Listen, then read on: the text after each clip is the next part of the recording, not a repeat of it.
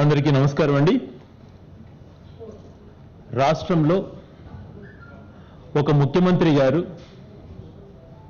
తన స్థాయిని కూడా తనకున్నటువంటి పదవిని కూడా గౌరవించకుండా తనంటూ ఉన్నటువంటి ఆ ముఖ్యమంత్రి స్థానాన్ని కూడా విలువ ఇవ్వకుండా కేవలం నాకు విలువలతో పని లేదు, రూల్స్తో పని లేదు, ప్రజాస్వామ్యంతో పని లేదు, నాదంతా కూడా ఓట్ల రాజకీయమే అన్నటువంటి తత్వంతో వ్యవహరిస్తున్నటువంటి తీరు చాలా అభ్యంతరకరం. తను వాడుతున్నటువంటి భాష కానీ ఫ్రస్ట్రేషన్లోనే తన ప్రజాభిమానం కోల్పోయినటువంటి బాధలోనో లేకపోతే తాను అనుకున్నంత దోచుకున్నాను కానీ బయట తెలిసిపోయిందన్నటువంటి ఒక ఫ్రస్ట్రేషన్లో తను మాట్లాడుతున్నట్టుగా కనిపిస్తోంది. గతంలో పరిపాలన చేసినటువంటి ముఖ్యమంత్రులు ఎంతోమంది ఉన్నారు. ఈయన కూడా గతంలో 10 సంవత్సరాలు ముఖ్యమంత్రిగా పనిచేశారు. ఆ స్థానానికి ఒక విలువ ఉంటుంది.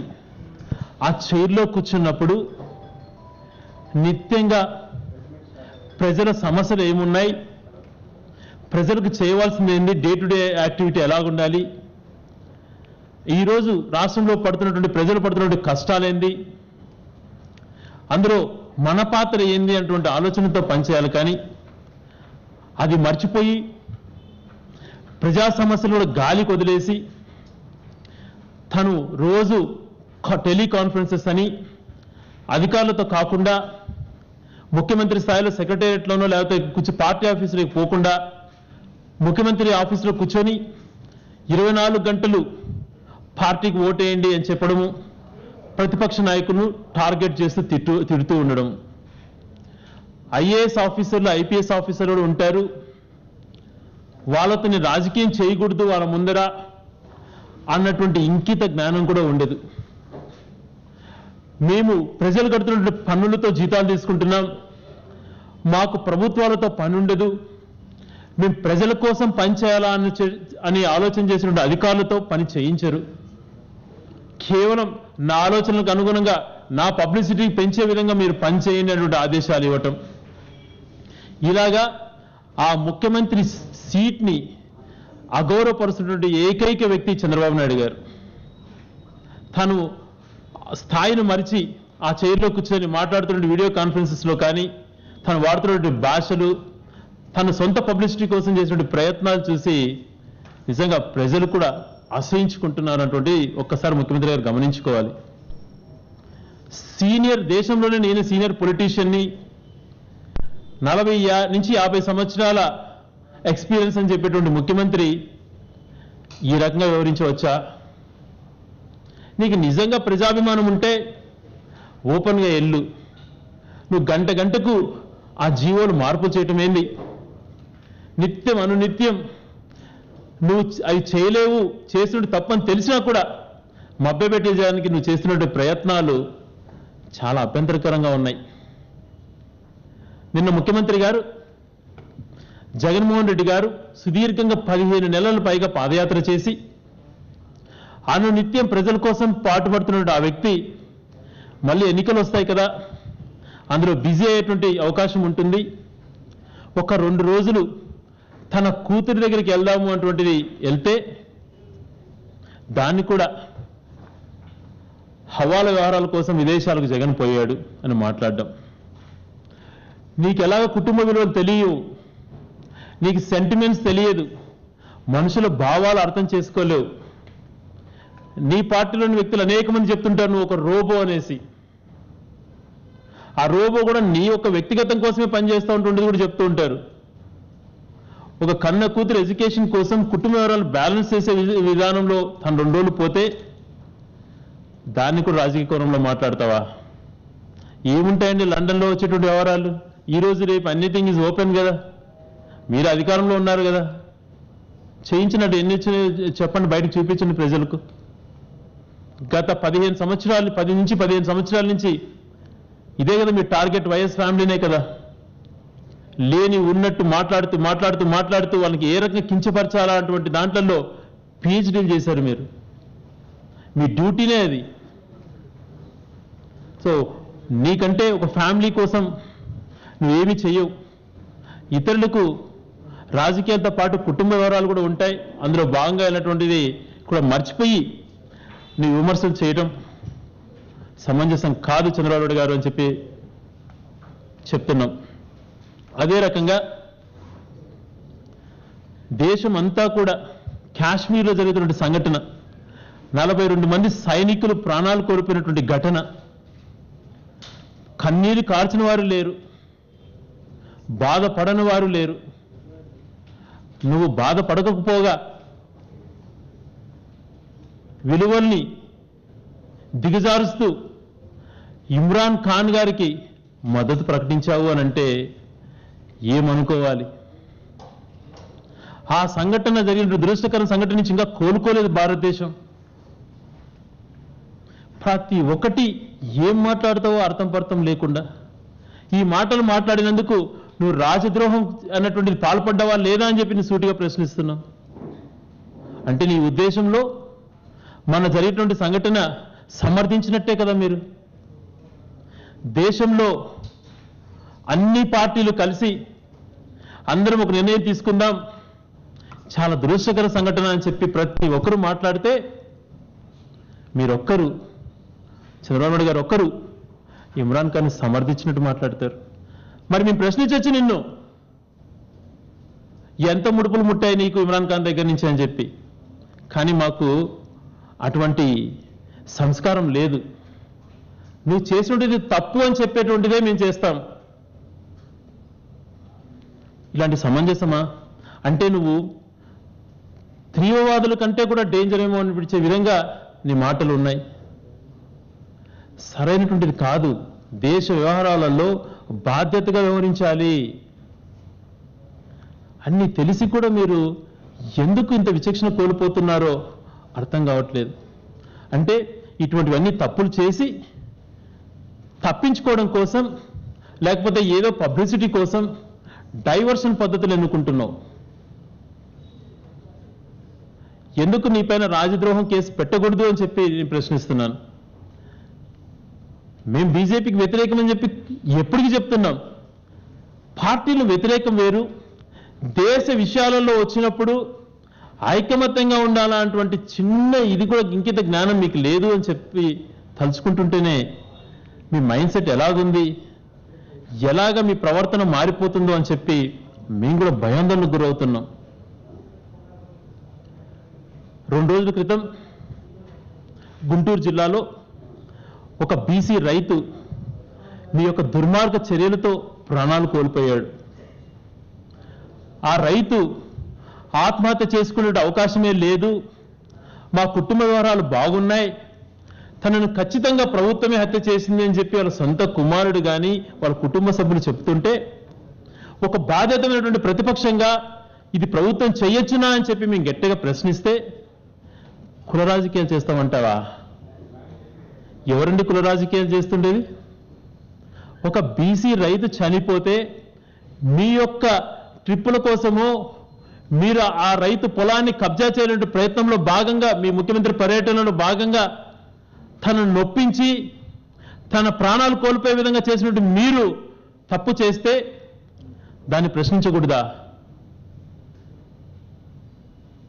మేం కాదు ప్రశ్నించింది, వాళ్ళ కుమారుడు కానీ వాళ్ళ కుటుంబ సభ్యులు అంతా కూడా ఏ రకంగా చెప్పారంటుండేది ఎందుకు గమనించలేకపోతున్నారు? ట్వీట్లు చేయటం, కుల రాజకీయాలు చేస్తున్నారు అని చెప్పి. అంటే ఏది ప్రశ్నించొద్దా? మీరు రైతుని చంపండి, సైనికులను చంపండి, లేకపోతే ఇంకెవరైనా చంపండి, చంపిన దాన్ని మేము ప్రశంసిస్తూ ఉండాలా? మిమ్మల్ని ప్రశ్నించకూడదా? అక్కడ సైనికులు చనిపోతే మాత్రం ఇంకో రకంగా దాన్ని డైవర్ట్ చేస్తావు, ఇక్కడ రైతు చనిపోతే ఇంకో రకంగా తీసుకెళ్తావు. ఎక్కడికి వెళ్తున్నావు బాబు గారు మీరు?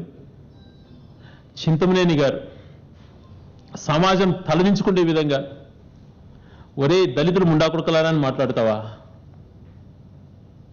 గతంలో నువ్వే అన్నావు ఎస్సీలలో ఎవరు పుట్టాలనుకుంటారు అని చెప్పి ఆన్ రికార్డ్ ఒకసారి కాదు 2-3 సార్లు మెన్షన్ చేశావు.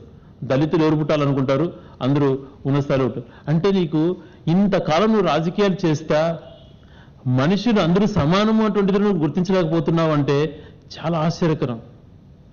వేల కోట్లు ఖర్చు పెట్టి కుటుంబ నియంత్రణ పైన ఎంతో అవగాహన కల్పిస్తే దాన్ని పూర్తిగా స్టడీ చేయకుండా, లేదు నేను చెప్తున్నాను మీరు ఎంతమందైనా పిల్లలు కనండి అని చెప్పి నువ్వు మాట్లాడుతావు. 60 సంవత్సరాలు ప్రభుత్వాలు చేసినటువంటి ప్రచారాన్ని తప్పుదోవ పట్టిస్తావు. చింతమనేని గారు మాట్లాడిన మాటలు కనీసం ఖండించకుండా దాన్ని సపోర్ట్ చేసేటువంటి విధానంలో పోతావు. ఏందయ్యా చింతమనేని గారు ఎందుకు కంట్రోల్ చేయలేకపోతున్నారు, ఎందుకు మీరు దళితులను బీసీని అనగన వర్గాల పైన ఇంత చులకనగా చూస్తున్నారు అని అంటే వైసీపీ కుల రాజకీయాలు చేస్తుందంటారా? ఏమవసరం ఉందండి వైసీపీ కుల రాజకీయాలు చేయటం? చేస్తున్నది ఎవరు? చేస్తున్నది మీరు. మాట్లాడితే కుల రాజకీయాలు అంటే, ప్రశ్నిస్తే తప్పు చేసింది వాటిని ప్రశ్నిస్తే కుల రాజకీయాలు అంటారు. ఇలాగ డైవర్ట్ చేయడం, దాన్ని ఈ యొక్క అంశాలు బీసీ రైతు ఎస్సీలను అవమానించిన అంశాలను మీడియాలో రాకుండా జగన్ గారు విదేశాల నుంచి డబ్బులు తెచ్చుకున్నారని డైవర్ట్ చేయడం, దానిపైన మీ అనుకూల మీడియాలో చర్చలు జరపడం, డిబేట్లు పెట్టడం, స్క్రోలింగ్స్ చేసుకోవడానికి మాకు బాగా మెటీరియల్ వచ్చింది అని చెప్పి ఆనందించడం, అవి పక్కన పడేసి ఇటువంటివన్నీ హైలైట్ చేయడం, ఇది మీ విధానం. డైవర్షన్ పాలిటిక్స్, ఏదో డైవర్ట్ చేయాలంటుంటుంది. జగన్ గారు పాదయాత్ర మొదలుపెట్టినప్పుడే మొదటి వారంలోనూ ఛాలెంజ్ చేశాడు.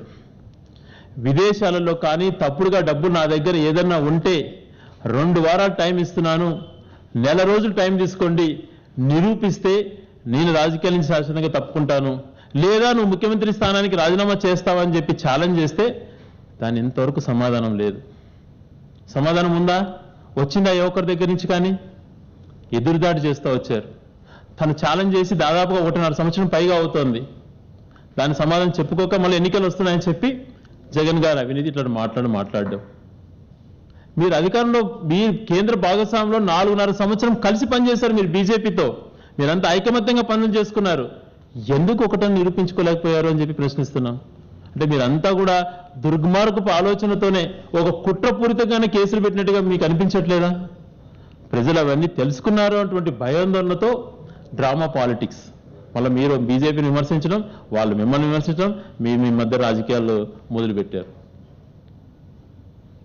ఈ ప్రజాభిమానం పొందాలి కానీ ఇట్లా డైవర్షన్ పాలిటిక్స్ ని ఎందుకు తన ఛాలెంజ్ స్వీకరించలేకపోయినారు అటువంటిది మరొకసారి వాళ్ళని సూటిగా ప్రశ్నిస్తున్నాం.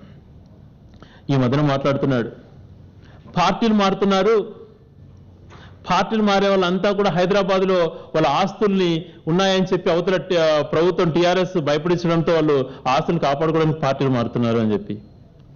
సిగ్గు అనిపించట్లేదా మీకు? ఎవరికంటే హైదరాబాద్లో ప్రాపర్టీస్ ఉండేవి?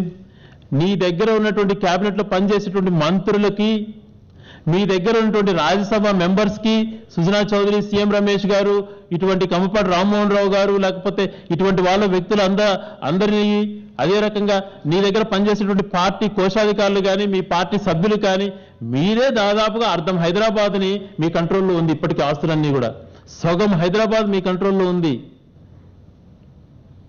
అది మర్చిపోయి నీ పైన అసహించుకొని నువ్వు 5 సంవత్సరాల్లో ఫెయిల్ అయినావు అని చెప్పి జై చంద్రబాబు అనుకుండా చీ చంద్రబాబు అని చెప్పి మా పార్టీలోకి వచ్చినటువంటి వాళ్ళను ఆస్తుల కోసం కాపాడుకోవడం కోసం వచ్చినటువంటి మాటలు మాట్లాడుతావు.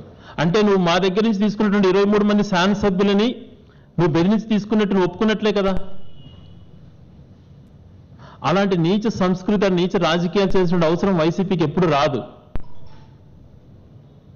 నిన్ను 2 చేతులు జోడించి వేడుకుంటున్నాం చంద్రబాబు నాయుడు గారు, నీ రాజకీయ స్వార్థం కోసం తెలుగు ప్రజల మధ్యన చిచ్చు పెట్టేటువంటి ప్రయత్నం చేయకు. మాలాంటి వెనుకబడిన ప్రాంతాల నుంచి కానీ, మన ఆంధ్రప్రదేశ్ సంబంధించిన 13 జిల్లాల నుంచి లక్షల మంది తెలంగాణలో బతుకుతెరువు కోసమో ఉద్యోగాల కోసం వచ్చి స్థిరపడ్డారు. నీ యొక్క స్వార్థ రాజకీయాల కోసం అడ్డమైన రాజకీయాలు తీసుకొచ్చి ఇక్కడ ప్రభుత్వాలు ఆ ప్రజల మధ్యన చిచ్చు పెట్టేటువంటి ప్రయత్నం చెయ్యకు. నువ్వు తెలంగాణలో ఓడిపోయినావు అని చెప్పి ఆ కసిలో భాగంగా ఇక్కడ ప్రజలు కూడా ప్రశాంతంగా ఉండకూడదు, ఆంధ్ర ప్రజలు అటువంటి ఆలోచన, దుర్మార్గపు ఆలోచన మానుకోమని చెప్పి కోరుతున్నాం. నీ దుర్మార్గపు ఆలోచన ఎక్కడికి తీసుకుపోతున్నావు అంటే, ఇక్కడ స్థిరంగా ఉన్నారు, ఏ బరువు లేకుండా వాళ్ళేదో వాళ్ళ కుటుంబ జీవనం సాగిస్తున్నటువంటి వాళ్ళను ప్రశాంతత జీవితం లేకుండా చేయాలన్నటువంటి నీ భావనను మానుకోమని చెప్పి కోరుతున్నాం. నీ భావన మంచిది కాదు, నీ ఆలోచన మంచిది కాదు. నువ్వు చేసే దుర్మార్గపు ఆలోచనలు ఇతరులపై రుద్దుతావు. నువ్వు చేసే పనులు చేసినచ్చు మా దగ్గర నుంచి తీసుకున్న 23 మంది శాసనసభ్యులను భయాందోళనకు గురి చేసావు, బెదిరించావు, డబ్బులు ఇచ్చావు, నువ్వు తీసుకున్నావు. మా దగ్గరికి వచ్చే వాళ్ళకి అన్కండిషనల్ గా వస్తున్నారు. ఒక దళితులైనటువంటి రవీంద్రబాబు గారికి ఎంత ఉంటాయండి హైదరాబాద్లో ఆస్తులు? సుజనా చౌదరి గారికి, సీఎం రమేష్ గారికి ఎక్కువ ఉన్నాయో, రవీంద్రబాబు గారికి ఎక్కువ ఉన్నాయో చూద్దామా ఒకసారి? సిద్ధపడతారా మీరు? ఏ రోజుకు ఆ రోజు తప్పుదో పట్టించే ప్రయత్నంలో భాగంగా ఎదురుదాడి చేసే విధంగా ఏదో ఒకటి మాట్లాడించాలి, దానిపైన డిబేట్స్ పెట్టిస్తారు, మిగతాదంతా మా మీడియా చూసుకుంటుంది అనే ఆలోచనలు మానుకోమని చెప్పి కోరుతున్నాం. 4 సంవత్సరాలు దుర్మార్గంగా ఆంధ్రప్రదేశ్ రాష్ట్రాన్ని వ్యవస్థల నుంచి దిగజార్చావు. అధికారులు ఎవరు, పార్టీ క్యాడర్ ఎవరు అనేటువంటి తేడా లేకుండా చేసేసావు. ఐఏఎస్ ఆఫీసర్లను, ఐపీఎస్ ఆఫీసర్లను కూడా అణగదొక్కావు. నీ స్వార్థం కోసం వాడుకున్నావు. ఏ ఒక్క వ్యవస్థ ప్రాపర్గా లేకుండా చేసావు. మళ్ళీ దాన్ని ఇంకా కసిగట్టి లాస్ట్లో నీకు ప్రజాదరణ కోల్పోతున్నావు. వస్తాను నెల 2 నెలలు నువ్వు ముఖ్యమంత్రిగా ఉంటావని చెప్పి రోజు రోజుకు దిగజారేటువంటి ప్రయత్నాలు చేస్తున్నావు. అందులో భాగంగా తెలుగు ప్రజల మధ్య నువ్వు చిచ్చు పెట్టడానికి వెనకాడట్లేదు నువ్వు. అంటే నువ్వు మాత్రము శవరాజకీయాలు చేస్తున్నది మమ్మల్ని అంటావు, శవరాజకీయాలు చేస్తున్నది నువ్వు కాదా? కనీసం బావమరిది చనిపోయినటువంటి ఇంకింత జ్ఞానం లేకుండా 2 నిమిషాలలో నాతో పొట్టు పెట్టుకోండి అని చెప్పి మాట్లాడిన మాట వాస్తవం కాదా? వాళ్ళు తిరస్కరిస్తే వాళ్ళు చెడ్డవారు అయిపోయారు, తెలుగు ద్రోహులు అయిపోయారు. వాళ్ళు ఒప్పుకొని ఉంటే వాళ్ళు బ్రహ్మాండమైనటువంటి మనుషులు. అంటే నువ్వు ఏది అడిగితే చేయాలి. ఈయన పాలసీ నైజం ఎలాగుంటుందంటే, కడప ఉప ఎన్నిక జరుగుతోంది 2011లో. ఉప ఎన్నిక ముందు రోజు బీజేపీ జగన్ గారు కలుసుకుంటున్నారు అంటాడు. ఎలక్షన్ రేపు ఉందనంగా. నంద్యాల ఎలక్షన్ ఒక్కరోజు ముందుగా బీజేపీ కలిసిపోతుంది అంటాడు. మళ్ళీ కలుసుకునేది ఎవరు అల్టిమేట్గా ఎలక్షన్స్లో? ఈయన. ఇలాగా అన్ని వ్యవస్థల్ని, కనీసం అందరూ గౌరవించే మీడియా వ్యవస్థను కూడా నీ యొక్క స్వార్థం కోసం ఎలాగ దాన్ని తప్పుదోవ పట్టించేసావు. ఇంకేం చేస్తావు? ఇంకేముందని చెప్పి ఆంధ్ర రాష్ట్రాన్ని సర్వనాశనం చేసావు. ఎప్పుడెప్పుడు ఈయన దిగిపోతాడని చెప్పి ప్రజలు నిజంగా కళ్ళలో ఒత్తులేసుకొని చూస్తున్నారు. దయవుంచి నీ యొక్క ఆలోచన కోసం ఇక్కడ సవ్యంగా బతుకుతున్నటువంటి తెలుగు వాళ్ళను చిచ్చుపెట్టే ప్రయత్నం చేయకు. ఏ నిమిషానికి ఆ నిమిషానికి జరిగినటువంటి తప్పులు, ఈ తప్పులు జరిగినటువంటి ఆలోచన దాన్ని కరెక్ట్ చేసుకోవాలన్నటువంటి ఆలోచన కాకుండా ఎదురుదాడి సిద్ధాంతంలో పోకు. అదే నీ పతనానికి నాంది పలికింది. ఈరోజు నువ్వు పతన వ్యవస్థకు వచ్చావు. ఈ పతన వ్యవస్థలో నువ్వు నీ స్థాయిని మరిచి ఏది పడితే అది మాట్లాడడం, ఎలాగంటే అలాగే తీసుకెళ్ళటం సమంజసం కాదు. రాష్ట్రంలో అనేక సమస్యలు ఉన్నాయి. కరువు, త్రాగునీటి సమస్యలు లాంటివి ఎన్నో ఉన్నాయి. ప్రజల గురించి ఆలోచన చేయి. ప్రజలకు మేలు చేసిన విధానాన్ని అవలంబించు అని చెప్పి కోరుతున్నాం. నువ్వు ఎదురుదాడి సిద్ధాంతాలు, ప్రతిపక్ష నేత అనేటువంటి ఇంకిత జ్ఞానం లేకుండా అవమానించినటువంటి సంఘటనలు, కుల రాజకీయాలు మాట్లాడటం, శవ రాజకీయాలు చేయటం అవన్నీ మీకే చెల్లుబాటు. అవన్నీ చేయకూడదని చెప్పి కోరుతున్నాం.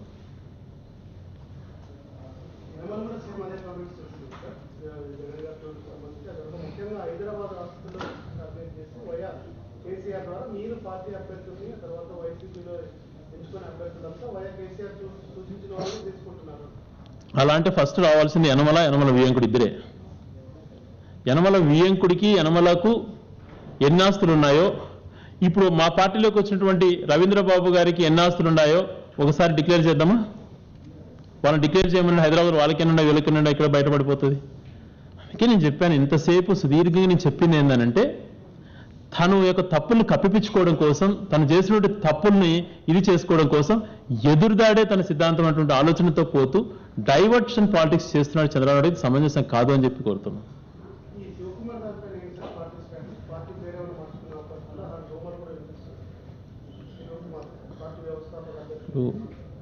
అలాగేముండదండి. పార్టీ అంటే ఒక సొంత వ్యక్తితో ఒక్కరితో నడిచేటువంటిది కాదు, ఒక వ్యవస్థ.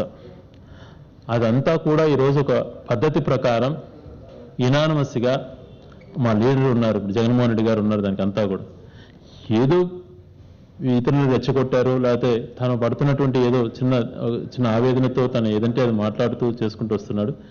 ఆ క్వశ్చనే లేదు. వైఎస్ఆర్ కాంగ్రెస్ పార్టీ, వైఎస్ఆర్ పేరుతో పుట్టినటువంటి పార్టీ ఇదే చిరస్థాయిగా మాతోనే ఉంటుంది.